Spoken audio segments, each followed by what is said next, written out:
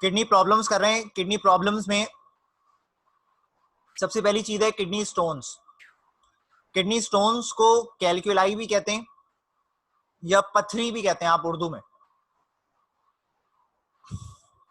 70% cases में जो kidney stones होते हैं वो कैल्शियम ऑक्सलेट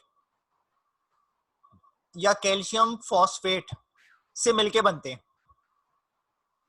हमारी बॉडी में जब भी कभी कैल्शियम या फॉस्फेट एक्सेसिव क्वांटिटी में होता है तो वो रिलीज हो जाता है बॉडी से बाहर। तो अगर ये रिलीज ना हो तो किडनी के अंदर ही ये दोनों अटैच हो जाते हैं और मिलके बना लेते हैं कैल्शियम फॉस्फेट, या कैल्शियम और ऑक्सलेट अटैच हो जाते हैं और मिलके बना लेते हैं कैल्शियम ऑक्सलेट, जो इतने हार्ड होते जाते हैं वक्त के साथ साथ कि वो शेप ले लेते हैं या इतने सख्त हो जाते हैं जैसे जितने सख्त स्टोन होते हैं। इस वजह से इसको किडनी स्टोन कहते हैं। हकीकत में कोई स्टोन नहीं बनते किडनी में, लेकिन इतने सख्त हो जाते हैं जितने सख्त रियलिटी में स्टोन्स होते हैं, इसलिए इनका नाम किडनी स्टोन्स रखा हुआ है। जो ऑक्सलेट है ये नॉर्मली यूरिन से पास हो रहा होता है बॉडी से बाहर। तो अगर बिलफर्ज किसी इंसान की बॉडी में यूरिन से ज्यादा पास ना हो तो ये जमा होना शुरू होता है बॉडी में और स्टोन फॉर्मेशन कराता है। ज्यादातर ये किस सब्सटेंस में होता है, किस फूड सब्सटेंस में होता है? ज्यादातर ये टोमेटो में, स्पिनच में, जितने लीफी वेजिटेबल्स हैं उसके अंदर होता है ज्यादा क्वांटिटी में। तो 70% केसेस में तो स्टोन्स इस तरह से बनते हैं, जबकि 20% केसेस जो होते हैं उनमें जो स्टोन्स होते हैं वो बहुत छोटे होते हैं साइज में। वो कैल्शियम, मैग्नीशियम, अमोनियम फॉस्फेट, इन आइंस के कंबाइन हो जाने की वजह से बन जाते हैं। और रिमेनिंग 5% जो है स्टोन्स वो यूरिक एसिड बनाता है। यूरिक एसिड जो है ये गोश्त में होता है ज्यादा। तो अगर कोई इंसान मीट का इंटेक ज्यादा कर रहा है तो उसकी बॉडी में यूरिक एसिड की क्वांटिटी ज्यादा हो सकती है, जिसकी वजह से यूरिक एसिड किडनी में जाके स्टोन की फॉर्म ले लेता है। अब किसी भी इंसान की बॉडी में किडनी स्टोन बनेंगे उसकी किडनी में, या यूरेटर जो एक ट्यूब निकल रही थी किडनी से बाहर उसके अंदर, तो बेटे यूरिन के पैसेज में दर्द होता है। जब भी आप कभी यूरिन पास करते हैं तो उसमें शदीद किस्म की तकलीफ होती है।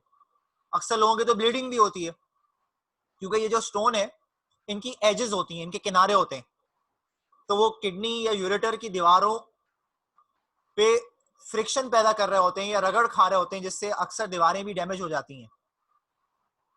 और जब भी कभी यूरिन आता है तो यूरिन सही तरह से आता नहीं है और शदीद तकलीफ हो रही होती है। ये है कंडीशन, इसको कहते हैं आप किडनी स्टोन।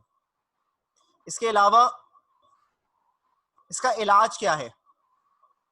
या तो सर्जरी के थ्रू होगा इलाज, ऑपरेशन करेंगे, स्टोन काट के निकालेंगे बाहर, या तो एक और तरीका है जिसको हम लेजर ट्रीटमेंट कहते हैं या लिथियोट्रिप्सी कहते हैं, इसके जरिए इलाज होता है। अब ये मॉडर्न तरीका यही है।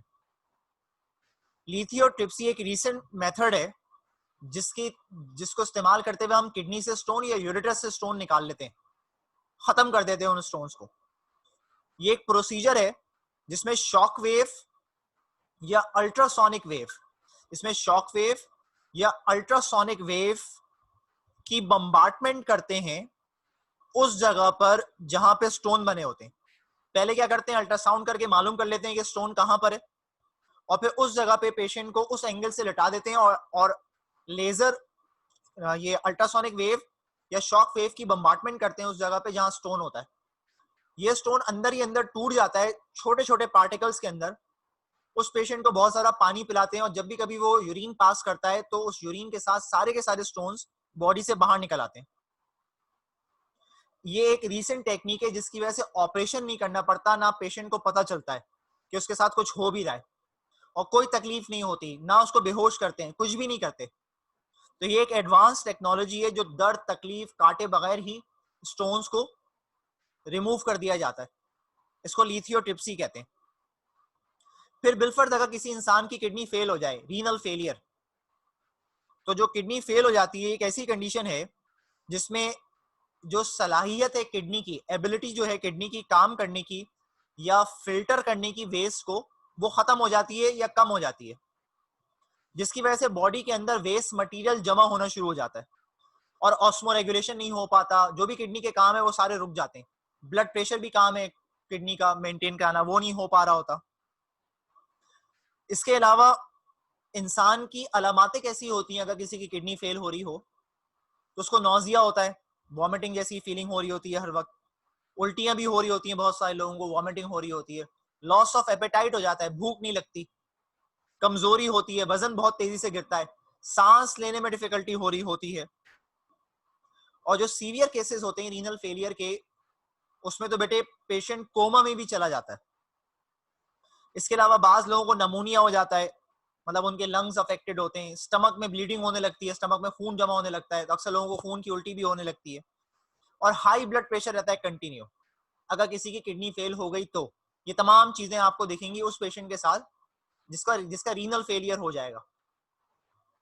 अब अगर आप बात करें इस कंडीशन की, इसके इलाज की, कि अगर किसी की किडनी फेल हो गई है तो हम क्या करें? या तो किडनी ट्रांसप्लांट करें आप, कि किसी और इंसान से किडनी लें और उस इंसान के लगाएं, ब्लड टेस्ट करना पड़ेगा, वेट, उम्र, तमाम चीजें देखनी पड़ेंगी किडनी ट्रांसप्लांट से पहले।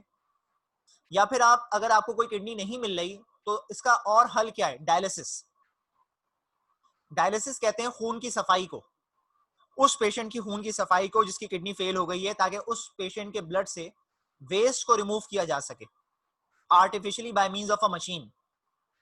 डायलिसिस दो तरह की होती है, एक होती है हीमोडायलिसिस, एक होती है पेरिटोनियल डायलिसिस। दो तरह की होती है डायलिसिस, एक हीमोडायलिसिस है और एक पेरिटोनियल डायलिसिस है। यहाँ पे आपको जो इमेज नजर आ रही है ये हीमोडायलिसिस है। ये हीमोडायलिसिस होते हुए दिखा रहे हैं कि पेशेंट के आर्म से, नेक से, पांवों से, कहीं से भी दो कट लगाते हैं, इंसिशन लगाते हैं छोटे छोटे, और उसमें दो ट्यूब फिट कर देते हैं। ये दोनों ट्यूब एक मशीन में जा रही होती हैं। एक ट्यूब ब्लड लेके जा रही होती है, दूसरी ट्यूब ब्लड वापस लेकर आ रही होती है बॉडी के अंदर। तो थोड़ा थोड़ा ब्लड बॉडी से जाता रहता है मशीन के पास, और साफ होने के बाद ब्लड वापस आता रहता है उसी पेशेंट की बॉडी में। इस प्रोसेस को होने में 3 से लेकर 7 घंटे लगते हैं। पेशेंट की कंडीशन पे डिपेंड करता है, हफ्ते में 2 दफा 3 दफा भी बुलाते हैं डायलिसिस के लिए। ये जो मशीन है, इस मशीन को डायलिटेजर कहते हैं आप, और इसमें एक एंजाइम होता है, उसको कहते हैं डाइलाइसेट। एक एंजाइम भरा होता है डाइलाइसेट। जो एंजाइम क्या कर रहा होता है? ये वो एंजाइम है जो एंजाइम ब्लड को फिल्टर कर रहा होता है, मतलब ब्लड में से वेस्ट को निकाल रहा होता है। डाइलाइसेट ब्लड में से वेस्ट को निकाल रहा होता है, और आफ्टर प्योरिफिकेशन ब्लड को वापस पहुंचा रहा होता है बॉडी के अंदर। 6 से 10 घंटे भी लग सकते हैं इस पूरे प्रोसेस को होने में। तो इस तरह से सारा वेस्ट जमा हो जाता है उस मशीन के पास, और बाद में बैग के अंदर भर के इस सारे वेस्ट को फेंक देते हैं। तो एक प्रोसीजर तो ये है, जबकि दूसरा प्रोसीजर इससे ज्यादा मुश्किल है और उसमें इन्फेक्शन के होने के चांसेस भी ज्यादा हैं। उसको कहते हैं पेरिटोनियल डायलिसिस। अगर आपको याद हो तो पेरिटोनियम एक कवरिंग थी जो हमारे एब्डोमिनल कैविटी के ऊपर थी। पेरिटोनियल डायलिसिस में हम एब्डोमेन पे कट लगाते हैं, पेट पे कट लगाते हैं, और ये पेरिटोनियल मेम्ब्रेन तक कट लगाते हैं, जहां तक मेम्ब्रेन नजर आ जाए। अब हमें मालूम है पेरिटोनियम मेम्ब्रेन जो है उसके पास कैपिलरीज होती हैं, और कैपिलरीज के पास ब्लड होता है। एक पाउच या बैग लाकर पेट में फिट कर देते हैं या डाल देते हैं पेट में, तो बैग, उस बैग के अंदर भरा हुआ होता है यही enzyme डाइलाइसेट। Blood Aahista Aahista capillary से लीक हो रहा होता है, और वो एंजाइम भी निकल के आ रहा होता है सारा का सारा पेट के उस मेम्ब्रेन के पास। सारा वेस्ट जो है वो अलग हो जाता है ब्लड से और उस बैग के अंदर भर जाता है अलॉन्ग विद एंजाइम। और जब ब्लड में से वेस्ट निकल जाता है तो ब्लड वापस एब्जॉर्ब हो जाता है कैपिलरीज के अंदर, फिर दूसरा ब्लड निकल आता है खुद ब खुद, वो फिल्टर होता है, वो बैग के अंदर भर जाता है, ब्लड वापस बॉडी में चला जाता है। तो ये वाला जो प्रोसीजर है ना पेरिटोनियल डायलिसिस, ये ज्यादातर पेशेंट के साथ किया नहीं जाता। जो कंटिन्यू हॉस्पिटल में एडमिट हो, जिनके और कोई प्रॉब्लम्स हो, कॉम्प्लिकेशंस हो, उनके साथ की जाती है पेरिटोनियल डायलिसिस। हर पेशेंट के साथ पेरिटोनियल डायलिसिस नहीं की जाती। तो ये 4 चीजें मैंने बताई आपको, एक तो किडनी स्टोन्स, लिथियोट्रिप्सी, रीनल फेलियर और डायलिसिस।